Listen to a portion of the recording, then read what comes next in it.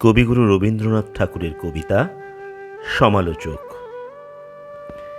বাবা নাকি বই লেখে সব নিজে, কিছুই বোঝা যায় না লেখেন কি যে। সেদিন পড়ে শোনাচ্ছিলেন তোরে, বুঝেছিলি বলমা সত্যি করে?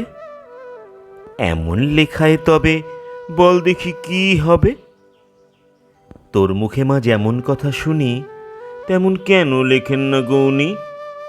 ঠাকুরমা কি বাবাকে কখনো রাজার কথা শোনায়নি কখনো? সেসব কথাগুলি গেছেন বুঝি ভুলি? স্নান করতে বেলা হলো দেখে তুমি কেবল যাও মা ডেকে ডেকে, খাবার নিয়ে তুমি বসেই থাকো, সে কথা তার মনেই থাকে না কো। করেন সারা বেলা লেখা লেখা খেলা। বাবার ঘরে আমি খেলতে গেলে তুমি আমায় বলো দুষ্টু ছেলে, বকো আমায় গোল করলে পরে।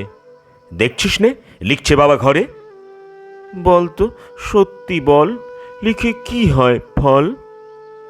আমি যখন বাবার খাতা টেনে লিখি বসে দোয়াত কলম এনে, ক খ গ ঘ ওয়া হ য ব র, আমার বেলা কেন মা রাগ করো?